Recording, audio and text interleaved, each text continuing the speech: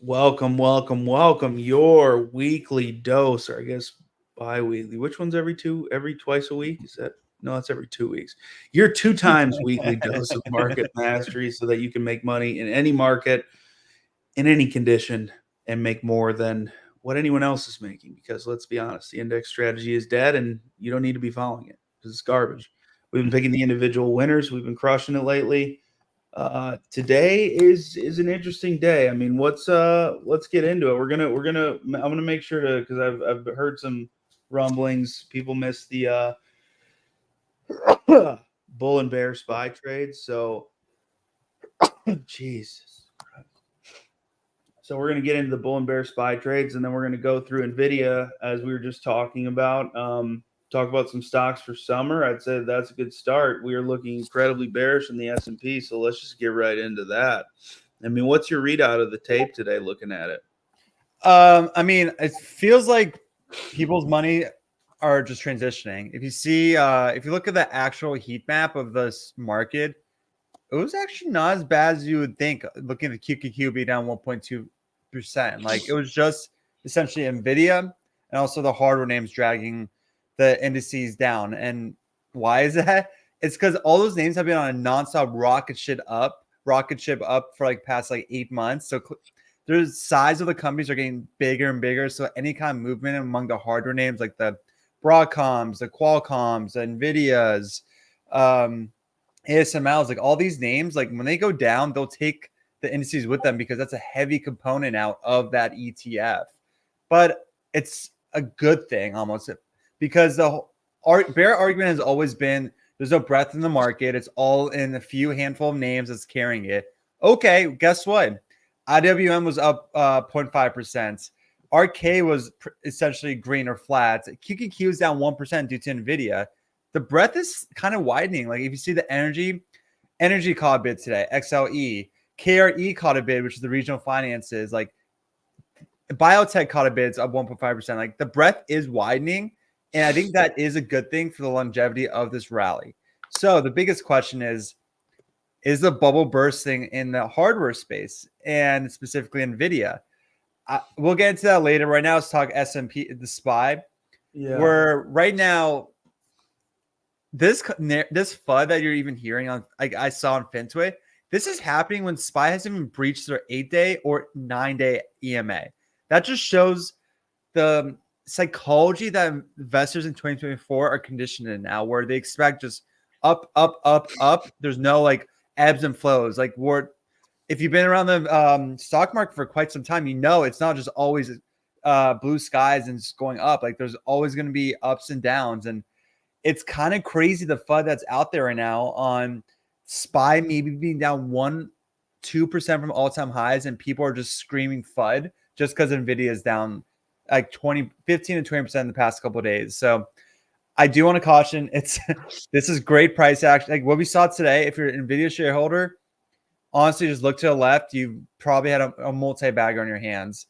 But if you're as a general investor, like this is what you want to see, the breadth widening and going to those lagging industries like energy, financials, even the high-quality growth stocks like MongoDB, Unity, Atlassian, these software names are catching bids while the hardware names are pulling back. Like that's what you want to see. So I think it's overblown, the fear, and I honestly wouldn't worry until SPY gives up their 21 EMA, and that's at 507. No, it's not. That's at 537. So we have some like 1 or 2% move to even test that. And who knows if we get there? Like this week, PCs on Friday, maybe that's the rug pull the market needs to kind of flush down. But either way, next week is a nothing burger. July 4th is on Thursday. There's a half day on Wednesday. I can promise you July 5th, the Friday after July 4th, will just essentially be the lightest volume of the year. So I don't think nothing will happen next week. So everything I will tell you about next 2 weeks will probably happen on Friday, which is the PC data. But if that runs hot, maybe I could see us flushing down, test the 535 level, and then ultimately maybe test the 520 level and SPY in a couple weeks. But again, we need volume to show any kind of trend breaking move, and I don't anticipate that in the month of July. Well, let's get into it. Sorry, I want to make sure I put this in right. I never log into Robinhood. I'm on my laptop today. I'm at home. What in the hell, man? Sorry, 1 second. It's not. No worries. Whatever. Nevertheless, let's look at it. So now I agree and disagree with you at the same time. I think that right now what we're seeing on the chart is no good. And we have this incredible gap fill opportunity right here that I really like. I like this. And it just so happens to intersect with our 200-day EMA, at least on the hourly chart. And then when we flip to the daily, we can see that we are, as Shay said, still trading significantly above. We're barely touching down on that 8-day. Barely. So in terms of longevity of the trend, like this is nothing. This is a trend confirmation opportunity.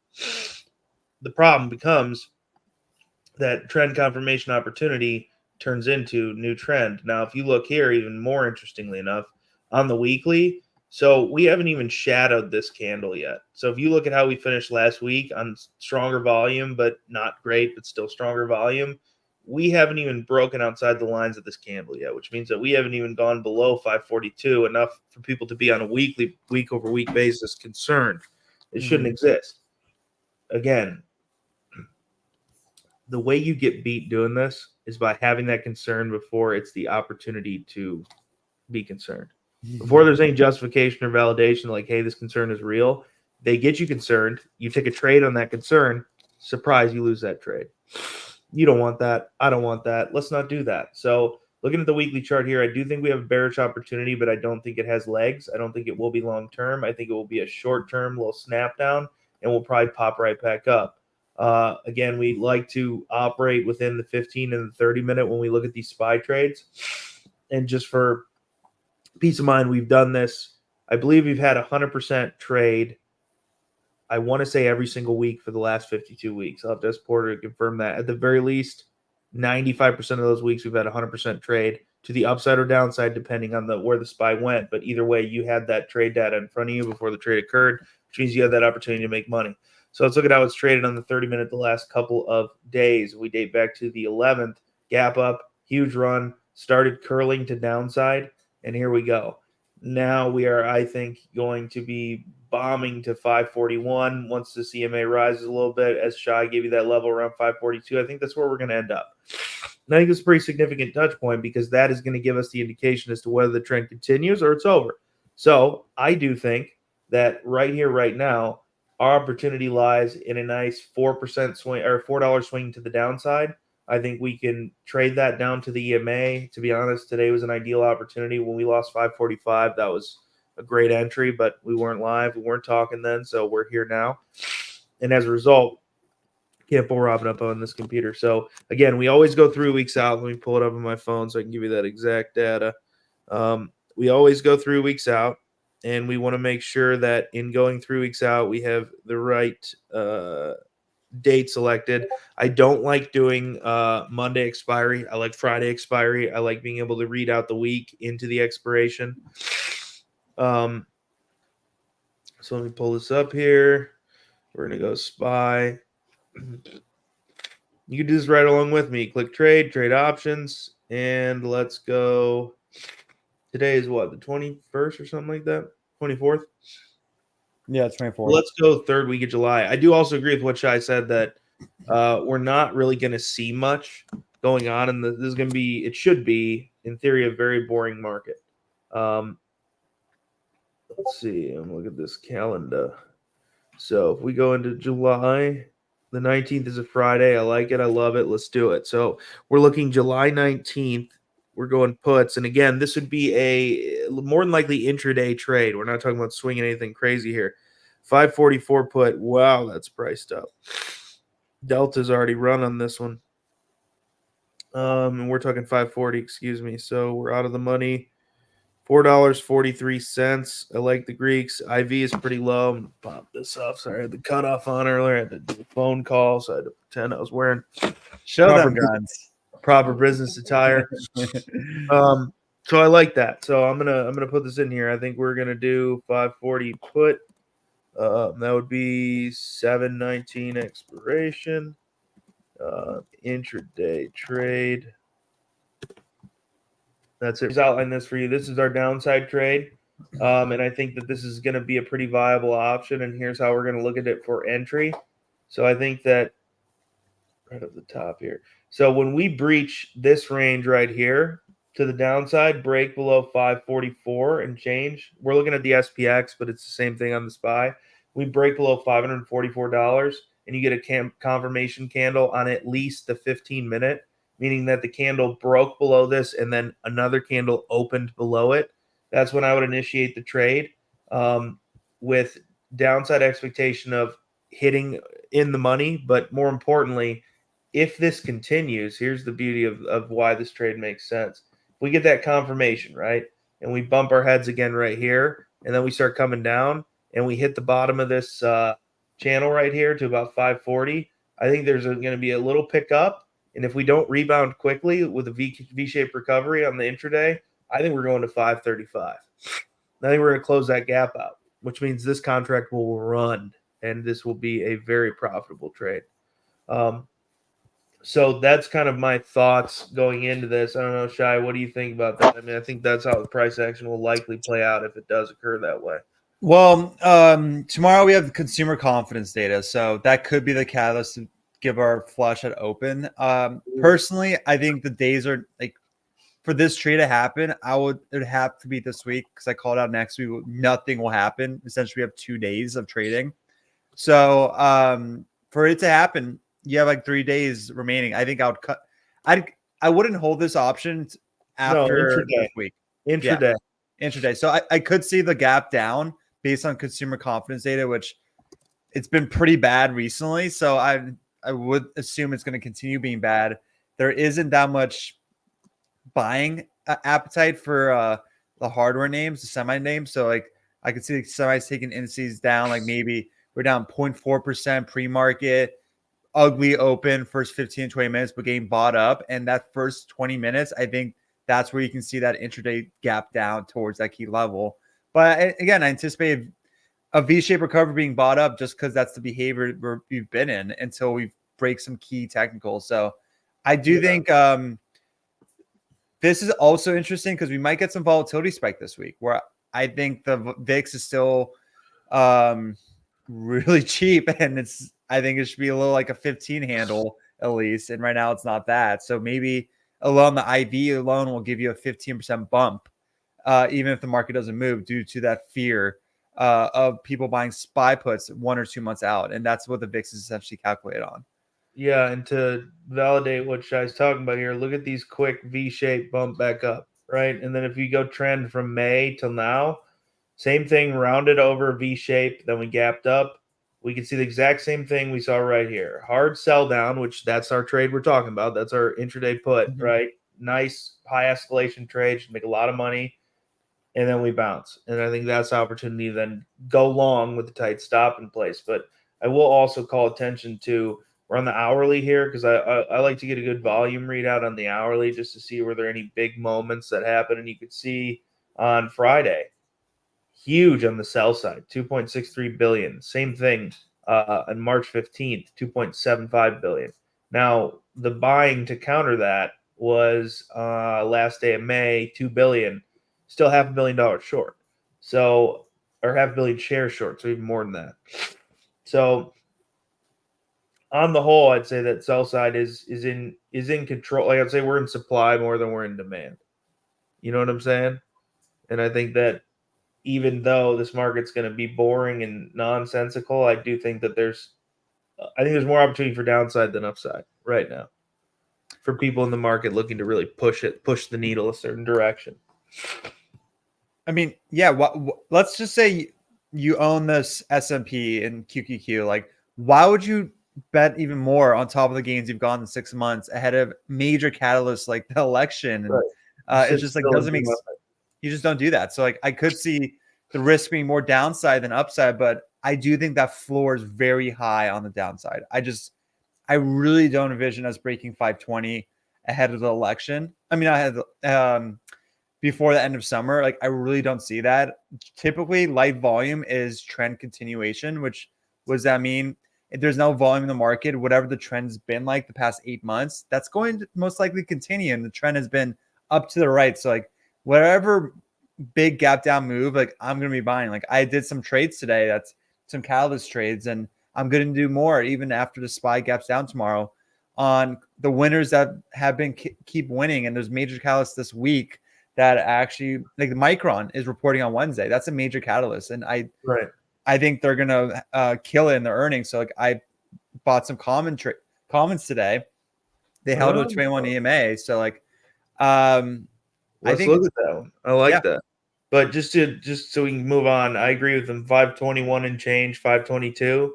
I would say that's a pretty critical level that we could go all the way down and think nothing of it. We break that, I feel like then it's worth the conversation of shit. Are we going to 500? But I would say that you do have some support there. But most of this buying occurred, guys, 460 to 490. I think that's where pretty much everyone went long. You shouldn't expect the same support once we get up to where we are now. As you said, people just sit, wait, and watch. They're extremely green on the positions. It doesn't mean add more, but it also doesn't mean sell. I mean, just to give you context, the last time there was an above average weekly green candle was in January in the SPY. It's just like, it's dangerous out there. I mean, the reason I'm a little hesitant is this move like above 500 for SPY has actually been on thin air. What does that mean? Like just the volume's been so thin that it's very easy to pull the rug almost. And any kind of downward swing. Like there's no bears in the market right now to give that resistance. So the moves up and down are pretty the velocity of those moves are pretty like wild just because there isn't an even bear and bull type of trading right now. And like I said before, like the past 3 months, like the move above 500 SPY has been on thin air. So it won't take much to deflate it. And we're only talking about less than 2% move. So it's be prepared. Like even if you pull back 5%, you're still going to be up most likely 5 or 6% in the indices, like even after that pullback. And corrections are very natural. Like 5 to 7% corrections are very natural. That V-shaped recovery experienced in April, that's not a usual type of recovery. Like we went up real quick and got an all-time highs, but the all-time highs didn't happen on volume and it was on thin air. And that's generally like, I don't love that. And the market mechanics show like we're not ready for 5,500. But we'll see. I think there's some down, like protect yourself. There's very easy ways to protect yourself. Don't give up your gains for 2024. Because I do think we're going to hit all-time highs again this year. And I actually do think November and December is going to be like a glorious month in the markets. Yeah, I would agree. And I mean, just to give some point of reference and like to calm down, look at these moves right here. 528, 493, it's $20 move. Then right here, so 436 to $20 move right there. Tons upside, so 385, 440, so nearly what, $60, $70 in upside, $20 downside. 60, 70 and up, 20 down. So again, I don't think we've completed our, like if we're following these same cyclical patterns, which I think we are, we still have a pretty significant road up. And I think he's spot on that. Like 600 is not out of the realm possibility, not even close. And I think 550, I would say, is probably definitely next target to really hold and beat, 560 being beyond that. But yeah, I think that right now, this is I just realized, see this line right here, this green one? We drew that out back in 2022 in July as the expectation of what would happen. And would you look at that? Because this was our critical support. 364 is like no brainer, buy the farm. And that's just really rewarding. That's a good feeling. But yeah, all right, moving on. So there it is. I'm not gonna give my bullish trade because I don't think there is one until we hit that support we outlined, which is this blue line right here. Stocks Buddy would agree. If you get lost and confused, definitely leverage indicators and stuff like this. So this blue line right here, it calculates your stop loss for you. So basically, this is the pivot point. If SPY loses 532.50 on the weekly, Stocks Buddy predicts that it will see downside. Right now, it's still in a bullish trend, continuation above 532. So I'll put the link just in case you want to go see it. But yeah, so that's the deal, guys. It's nothing to be alarmed about, but it's also nothing to bet the farm on. Just play it safe, play it chill. You got your bearish trade. If it doesn't materialize, I don't think there's enough juice to the upside to really even mess around on a long call option on the SPY. I think there's much better opportunities. one of which being Micron. You brought up earlier. We're going to go into that. Let's do NVIDIA first because that was in the title, and I do think it deserves its time to shine. So today was not favorable. The last couple days, if Zach's on here, I told him we were about 136, 137. I was like, dude, I wish I had the time to short this right now. Because I thought we had at least $15 in downside cut. Because I have such a large, long position, I would have loved to have countered that with a little bit of protection, which I did not have, which is unfortunate. But I would agree with you that it's by no means a worrisome end of rally. I think it's just it's been so hot, dude. Like, what do you do after a certain point, you know? Well, that's the thing about Micron. So if you guys don't know about Micron, essentially they provide the memory tech for all the chips for the data storage and access, and like essentially all the GPUs that created the chips, like they need to use Micron's memory tech. And if you guys don't know, like you absolutely need memory in the new digital economy. You need the memory component of the chips. That's absolutely a must. And they have a moat in that, and they also have a backlog. And the game of the hardware pricing power is a game of like a hot potato. Like NVIDIA got it because the first mover advantage and GPU like dominance in the data centers. That's great. Where's the next pricing power? It's in Micron. You saw it last earnings cycle where they just like had an insane margin expansion story. I think their top line, let me see what it is. So on the top line, they've been the way the hardware works is cyclical industry, so a lot of ups and a lot of downs. So like I don't want to say what the historical trend for Micron is, but they're supposed to be growing 60% this year, 49% next year. And this is with a margin expansion story of going from the low 20s to potentially 40%. So they have that pricing power because right now in this stage of the chip race that we're seeing, like right now, Micron has that pricing power needle. We saw it last earnings. I don't think it's a one-off. I think they're going to see a continuation of that pricing power. And the way the price action was working, I was looking at it on the daily chart. They were protecting the 21 EMA like a champ. Even on that blow off top and they gap down, they held it and protected it. And even today, it showed a ton of strength. It finished, I'm pretty sure it finished green, if not break even. And that's a win in the hardware space because today was a bloodbath. And also the channel checks I've been reading, it's giving a sign that this upcoming quarter might be even better than the last earnings quarter. And there's a massive gap up, if you recall. Like I think it went from 96 to 110 is that gap up we experienced. And then people's like, oh, they're going to sell it off. Well, guess what? I went from 110 to 140, 150.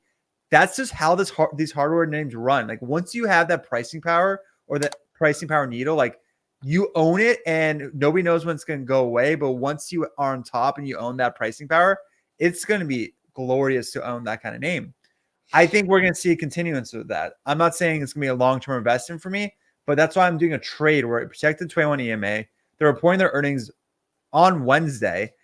I bought some 150 calls for July 19th, anticipating it's going to hit 170, 180. So that's just a little trade I did. I showed you the technicals, why I told you the fundamentals on why I think they're going to deliver on their earnings. And I'm behind on the hardware space in 2024. And I wanted to catch that alpha. And that's what I did today with Micron and NVIDIA. Well, it's interesting. I had not yet looked at their forward-looking earnings, and they just flipped profitability, did they not? Yeah, that's what I'm saying. Like they're supposed to have like $1 in earnings a share to $9. That's wild. I cannot believe I didn't see this. This is like prime time. Like this is exactly why I read NVIDIA the way I did and took the trade I did. I want to take the trade for Q4 24. Yeah, you could definitely. I'd agree with that. I think this hits 200, the stock. I think sometime in the next like 9 to 12 months. Again, not financial advice. Downside volatility. He's not saying we're going 200 tomorrow. Just because I feel like people just hear that part. We're going to 200 in 15 minutes. No, not at all. I think there's going to be a lot of ebbs and flows along the way, but we have a major catalyst on Wednesday. I do think it's going to catch a bit ahead of that date. So like I bought today. Maybe I can like slowly de-risk if it's up 5% tomorrow and another 3% on the day of Wednesday. It's like, oh, that's an 8% move. I'm going to take my risk off and now I can play with my gains. That's exactly why I got in today, hoping for that. But I could see gapping up to 155, 160, rolling my calls from July to January of 2025, or maybe December, and just riding it out, because I do think this is going to slowly trickle its way towards that 200 level, especially if NVIDIA's earnings and they made the Mag 5 earnings, like the big tech players, if they prove their CapEx spend is continuing, and we're going to find that out in a month or so, Micron will catch another bid because the anticipation of that pricing power is going to extend a couple more quarters.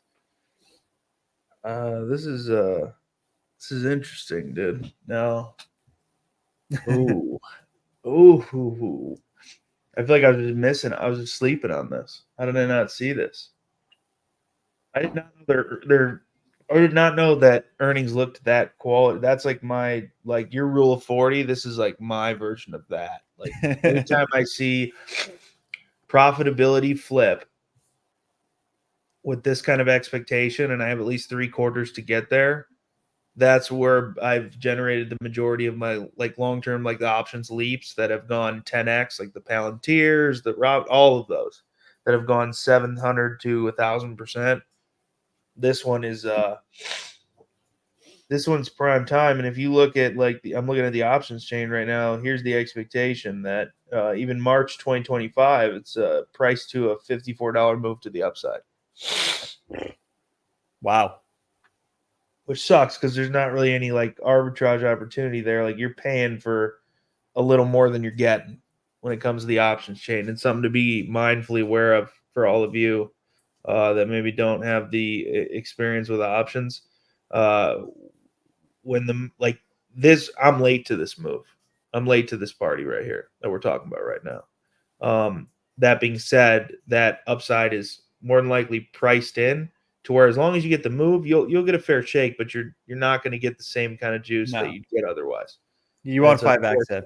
No. I know, and it's unfortunate because that's kind of what I want. But you win some, you lose some. But looking, yeah, we're priced pretty crazily. Let me get to the calls here. This is pretty wild. Even up to 200, yeah, we're pricing implied volatility over. Implied volatility is not that bad actually, but the delta acceleration's already occurred, so that's an unfortunate because that's like a huge opportunity when you get that delta. Oh my god, dude! Plus implied volatility, like you win and you win big. So I'm looking here, 164% to the upside, 2 revisions up in the last 4 weeks. That's very positive. Looks like they revised the fiscal quarter end, 2 revisions up. Same thing with the fiscal year end, 2 revisions up. So I think everybody's kind of expecting more of the same. I think the only real risk here is so look what NVIDIA did. They blew out of the water, exploded. Like I think where we are right now is where NVIDIA was. And let me pull this up. I think this is where NVIDIA was when where did we first gap up? This post-split stuff screws me up. When NVIDIA was right here because we gapped up on those earnings, right? And we started to see explosive. We can't see your screen. Oh, shit. Sorry. I'm trying to find when that earnings was. I think this was it. So we sold off into earnings, had posted great earnings, right?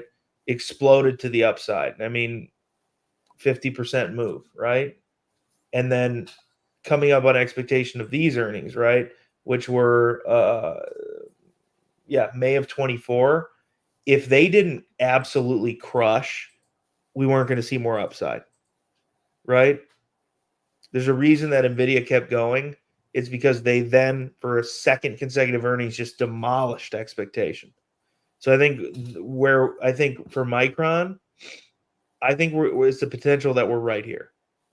So should they show up and crush, they could have pretty significant upside, but I think they're going to have to duplicate the results. So I think the trade is this.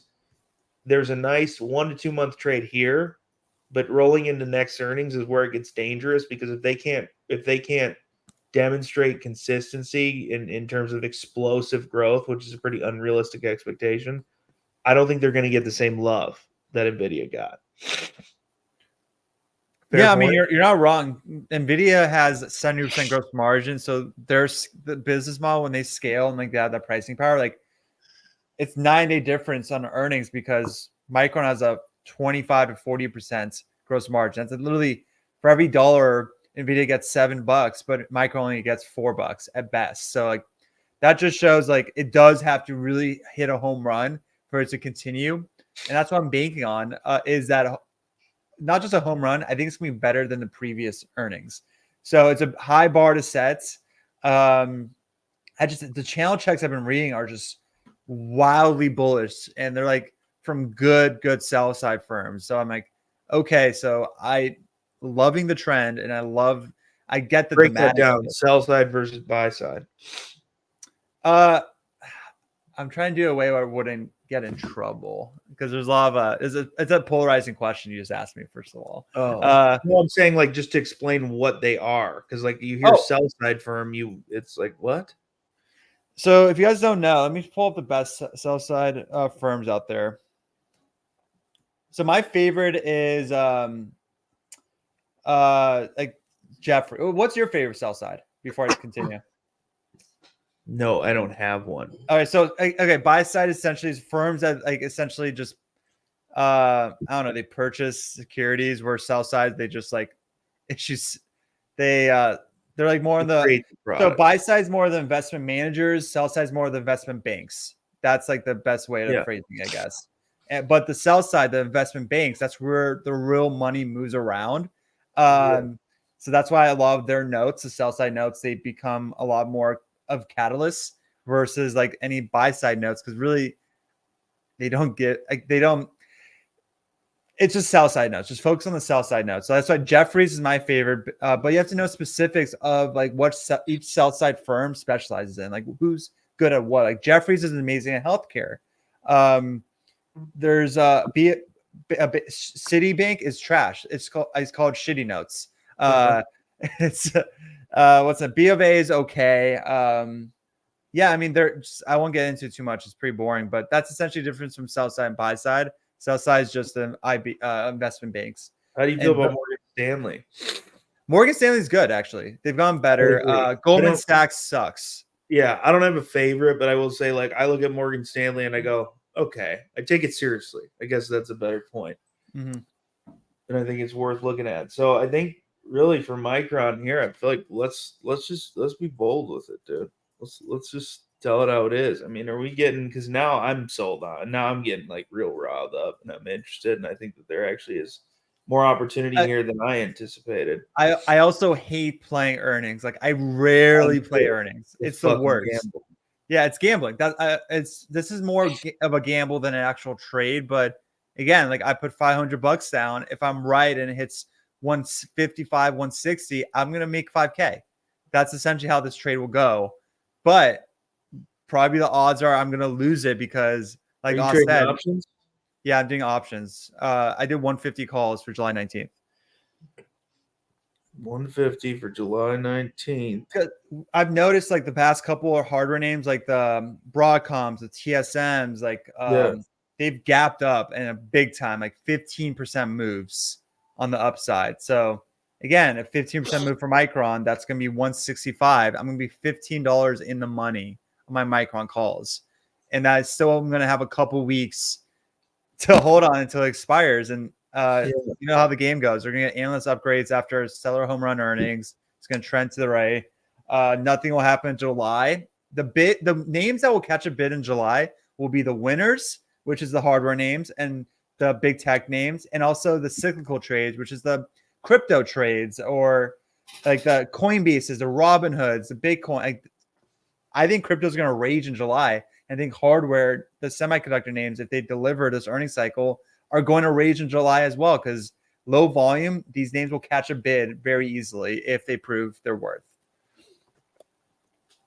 I like that. Let's talk crypto a minute before we get into the smash or pass, because they are so oversold. I bought some BITX today. Okay. Which is the again, risky. I don't know, my appetite's just on the riskier side right now, but it's a 2x leverage Bitcoin. There you go. So basically, if you're in the market and you want to trade, you can just buy this, or you can buy Bitcoin if you have a traditional crypto wallet. But yeah, I do think that there's an interesting opportunity here. I like the idea of a nice $56,000 soft landing on Bitcoin, a 56K soft landing, maybe even where we are now, because that's a top range point. But basically, what we're getting is this is the handle of the cup, and I think this thing is going to rip as well. And I'm long. I have a Wait, what was your price? Because my price, it's $2 divided by 3. So I have a 7% downside on Bitcoin, and then I go long in my position, like full position. I have a half position right now. So 7% of 60K is 60. Oh, yeah. 55,000, 56,000. That's around your point. Yeah. Wow. The 200. Yeah, and I think right now this setup is just pristine, dude. This is like I don't really like the whole like technical like bull flag. I don't know. I just don't get into it. I just try to read the price action as it stands and I don't want to ascribe a pattern to it because like, I feel like a lot of times you can get faked out on that shit. Oh, for sure. But I will say that like the Lord has giveth with this cup and handle right here, dude. The Lord's cup is full and it's ready to go, man. Because I think crypto's deserving of a run, and just like seeing the traffic on social media discussing it. No, the election is going to be a catalyst for it. I mean, Trump. There's rumors of Trump actually speaking at the Bitcoin conference in Nashville. I just heard that today. Yeah, that will turn it into a circus. It'd be wild. It'll be wild. Yeah, but nevertheless, I would agree with you that you will see a run on crypto. I think that. If you don't have it, I mean, this is something like even Fidelity now is recommending a 7%, I think it is, exposure to their 401k clients, which some of them they provide for like Ford, like major companies. And I have a couple Bitcoin, and I intend to I have about, I would say 25, 30% my money in different, mostly Bitcoin, Ethereum, and some of the other names. I think that'll have a nice run. Dude, you know what's interesting? I actually have a good amount of, like, I have one that pays me about 18%. Staked it. I mean, I'm net positive on the position by like 1%, but I've also been raking in 18% on like 20 grand for a year now. That's awesome, dude. So they have some like I mean, the risk is there for sure on the downside, but like if there's enough of a staking pool, enough for like everyone to say, hey, we're into this and we're going to stake it, like it's kind of easy. It's easier than I think people. I'm serious. I think it's easier than people interpret it as to make money with that stuff. Tyler Durden from Fight Club has asked, QDTE, it's a weekly dividend payout newer company. Don't know. Is this for smash or pass? We'll get into this. I didn't know if this is a Bitcoin related question. I have no idea what this is. Oh, covered call strategy, Roundhill ETF Trust. This looks like an actively managed ETF strategy. So no comment, no idea. So I can't answer you on that. But aside from that, I think let's go to crypto. Yeah, it's Adam, I think. Market cap's down. I don't know how to find it. Crypto's I feel like it's a crazy place too. But there's some incredible opportunities. I mean, you guys are probably thinking, if you guys have followed me past year, like, what am I talking about? This is so like not in my lane of long-term investing in AI, data, cloud, and e-commerce. I'm talking trading, cyclical trading, short-term moves. Like, why am I doing that instead of sticking with what I've been doing? It's because I don't think I've already made my snowflake an overweight position. 13% of my portfolio.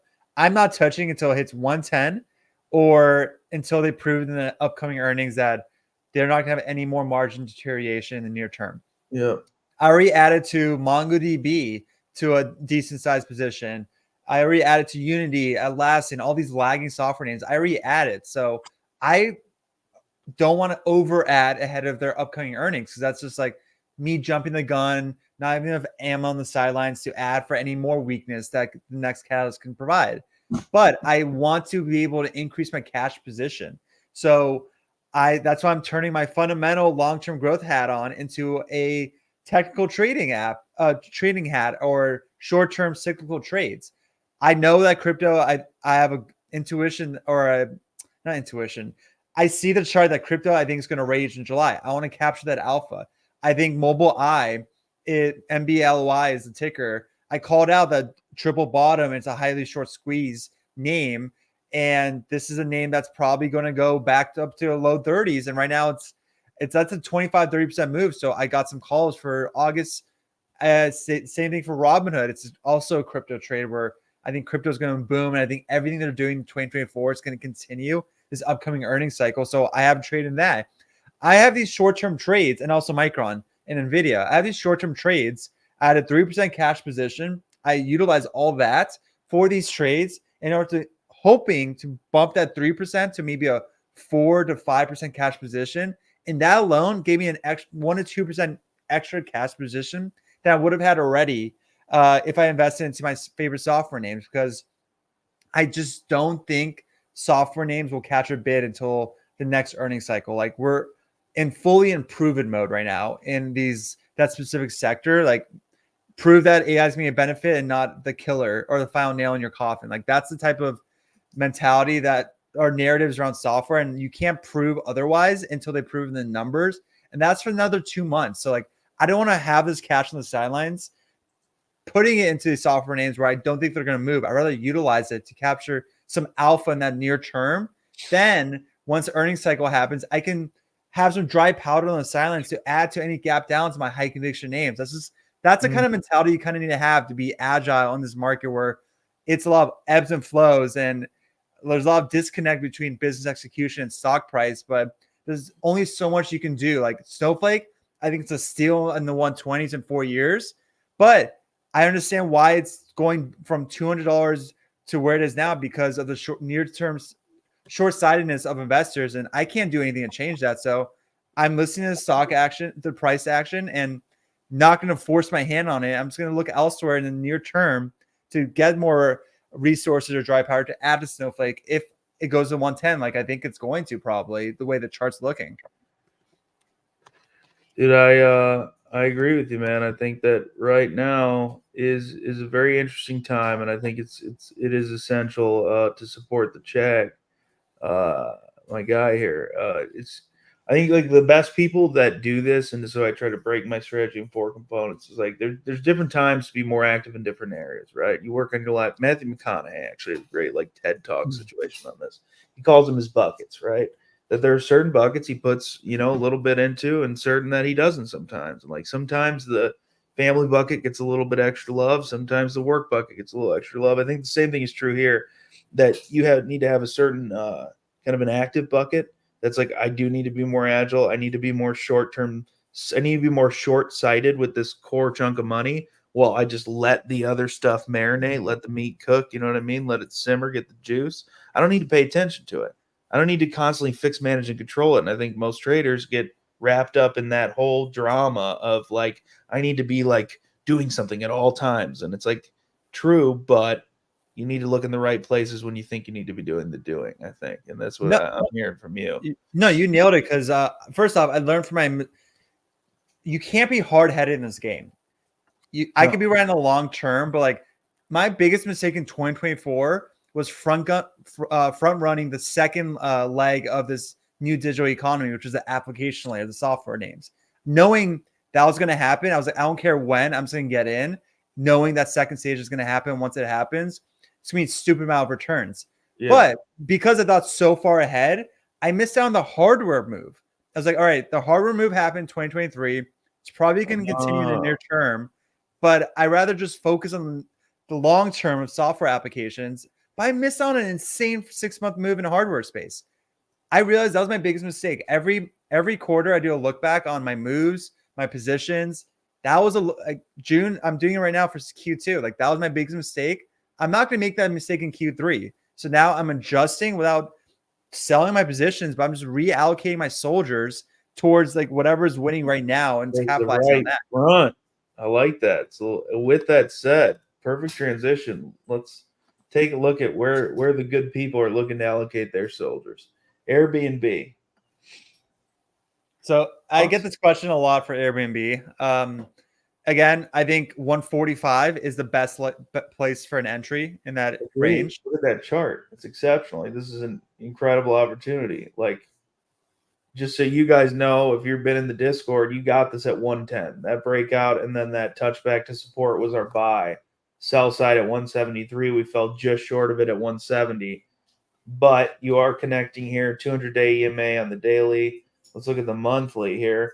You have a decent setup. Stocks Buddy's calculating your stop loss at 140. I think this is an easy, like almost no risk trade here. Long entry, stop below 140, aim for 170, done and done. Yeah, I mean, there's also a massive volume shelf at like 147 on the daily chart. So, like, again, like I think long-term Airbnb isn't the best fundamental story just because of regulatory concerns and like anecdotally, I think it's the way they price their business model won't work. They have to either cut the price or pivot in some way to make it easier on the consumers long term. Short term, I think it's really cheap because right now it's holding well, that 145 layer. If I look at my model right now, it is a no-brainer add because it's got 37% free cash flow margins, going to top line 18%, Rule of 40 score of 55, and guess what they're trading at? 22 times free cash flow. That just shows there's a 50 to 75% move on the upside if the regulatory concerns weren't there. If you purely based on fundamentals, this stock belongs 250 plus. But I don't know if he'll get there due to those long-term concerns. But on the chart, I think it's a great add in 45. We're smashing short term. It gets to smash. Yeah. Put it in there. Smash it. It's a great long opportunity. Not a forever, but it definitely is a right now. Next up, PSTG. No idea what that is. I do. It's capitalizing on AI for sure right now. This is catching me so off guard because it has got a ton of pricing power right now. It is just, I didn't anticipate this being one of the biggest beneficiaries on the AI space. Clearly, I'm wrong, but I do think it needs to consolidate a bit. It's getting ahead of itself. Hasn't had it for a while now. Yeah, and it's smashed through their 8 EMA on the daily chart with ease, and same with the 21 EMA. So like, I think if I look at the chart, the breakout happened on February 28th, and there's a massive volume shelf of $52. And my first DCA price would actually be at $58 at the 50 SMA, and then I'll DCA down to 52.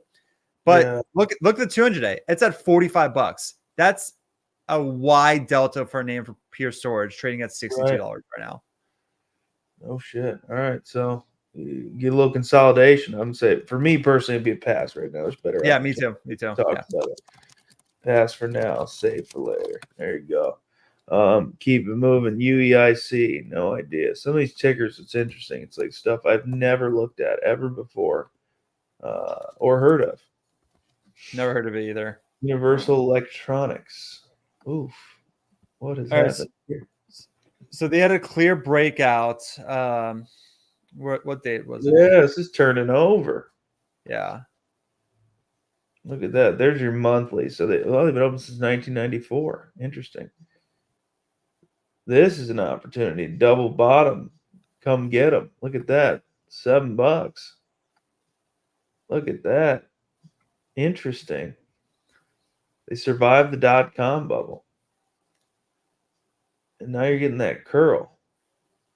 Interesting. So September 2013 was the clear breakout. I don't like using a VWAP. That's 10 years long. I'm trying to see. I don't know. It's not, the price action is pretty ugly since 2021.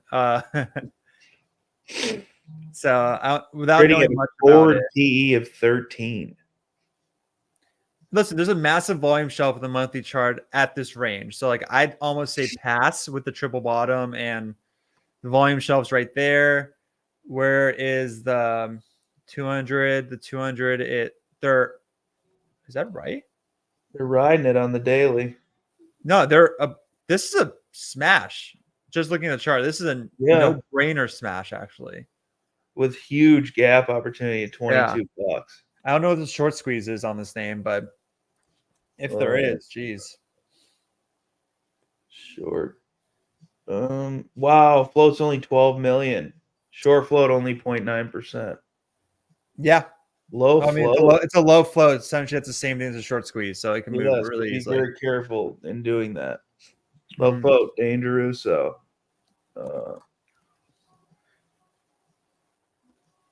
yeah, good find, whoever this was. I think that is an interesting one. All right, we got ARM here. We've talked about this one quite a bit. We projected this one out, and it did violate. So remember we talked about this white line being that real core strength and that significantly stronger trend to the upside. We lost it, which means that I don't think there's much meat on the bone here in the moment, at least from a technical standpoint. Unless you see some catalyst coming, this is one that I think has run its course. You got to give it some time. I actually think it's going to dip down to 115. Yeah, I wouldn't be surprised. And there's always, so that would put us at our point of confluence right here between 109 and I would say 118, give or take, heading towards an inevitability of 120 by August. Yeah, I mean, I just it broke down really easy. Like With that's the thing with low floats. max upside of 165 by July. Like that's that. Your max upside's $15 up, but your downside's $35 below. You're not getting Past short term, but long term, I love this baby. It just needs to cool off. Oh, Mara, crypto mining. Love it. Hate it. Chart looks terrible. Yeah. Why is that? Especially with crypto positioned for this upside. That's unfortunate. Listen, right 200-day though. With Bitcoin at 70,000 and this name clearly just struggling, like I just would pass. Like there's a disconnect on. That's buy Bitcoin. That's where it kind of blows my mind with some of this stuff. It's like, dude, just you could buy it on Coinbase so easily now. I just don't get it. I don't get it at all. There's some names that are worth getting into, but some that just make no sense. And to keep it in the crypto theme, Coinbase, as a little bit of a sell-off going on there, buddy. Let's see. This was a buy from me at 70. I bought a lot of this, and it's up significantly. Wow, it does look like it's up against the gun. That's no good. Let's see. Yeah, I'd add in 175 range, but let me see what the volume is like once it broke out right here. Oh wow, yeah. See, that's a perfect example. It just went up on thin air, so that's why it's just getting deflated right now. And I just think, again, this looks pretty ugly in the near term, actually. So I'd add a 175, which shows like 20% downside move. It just there's no volume. I don't know why there's no volume in this name. That's actually really surprising. Yeah, what I don't like is that that golden retracement was 213, right? We traded above, so significantly bullish when you trade above. Problem is, like, we didn't hold it, so I think it needs to recapture to like 215, stay there. That's going to be scary. So yeah, coin is going to get.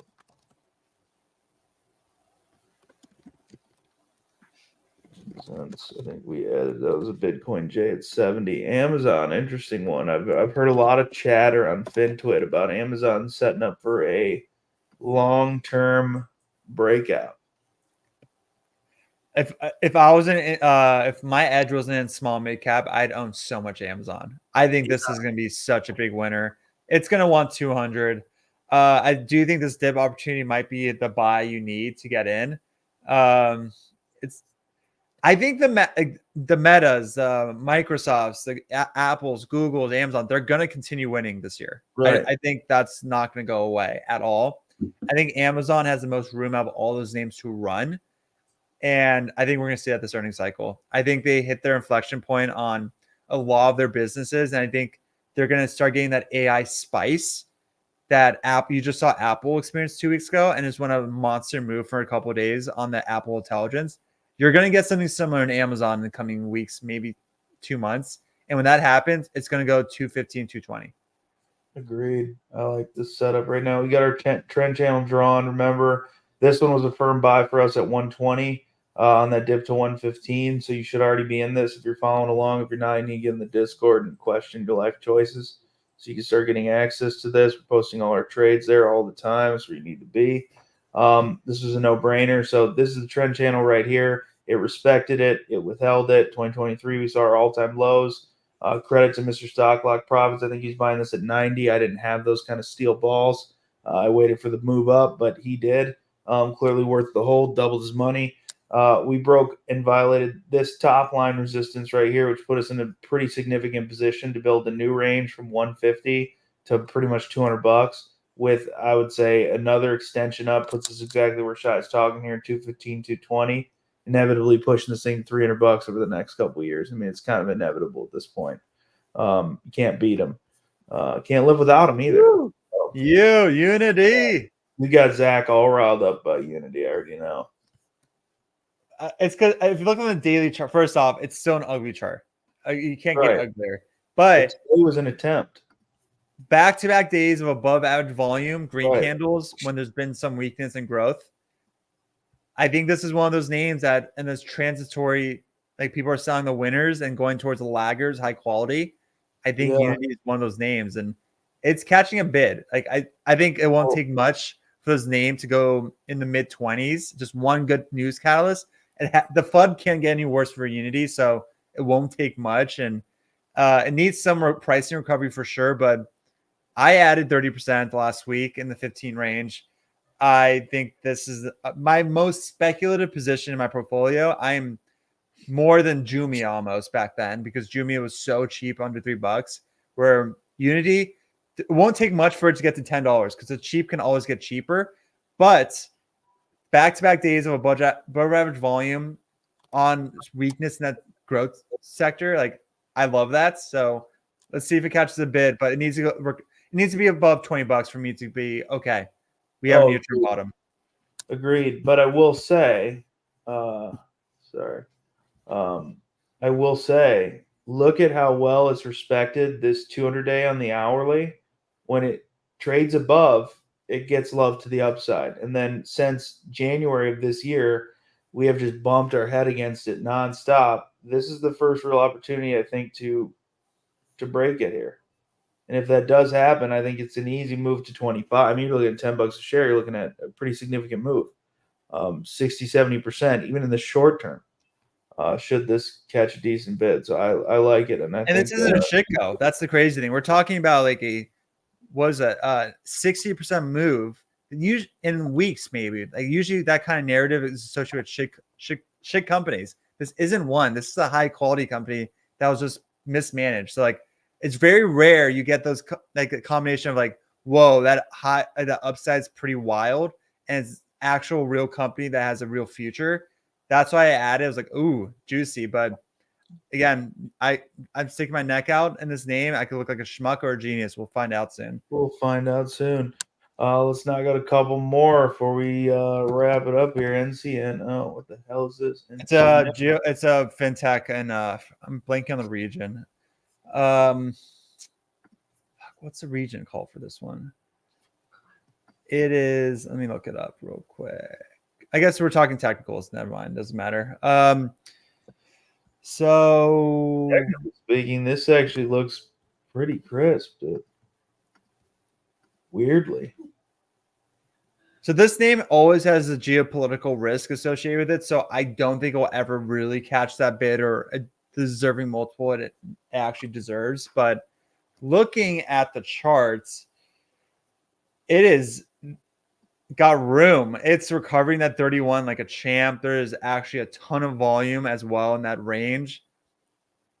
Thin air above. If it clears $33, I could see it testing $40 real quick, and there's a lot of gap up. So like I'd actually say this is a smash. Like, yeah, Piper Sandler just upgraded from a $30 to a $42 price target. Morgan Stanley upgraded from 24 to a 27. Keefe Bruyette, don't know who the hell that is. They put it at 41 on the price target as far as analysts coverage. But yeah, this is definitely, it's listed as I'm looking at everything, talking activist investors and all that stuff. So chart looks great, but that spooks me. I don't like that. I like my money being simple and straightforward and relative to the business and the business alone. So the chart looks exceptional, whoever brought this up.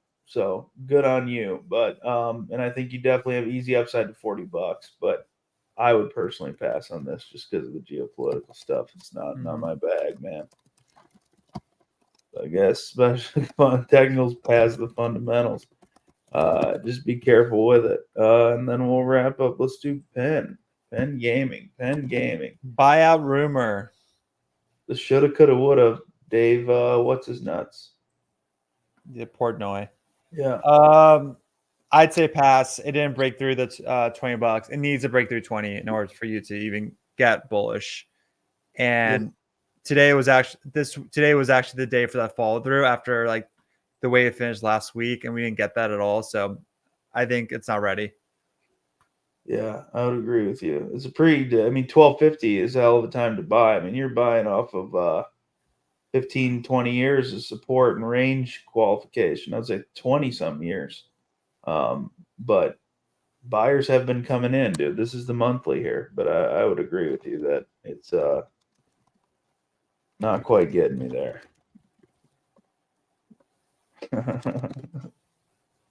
So we're gonna give that the old pass, and let's do one more. I see somebody asking about so it is a buyout rumor. Very interesting.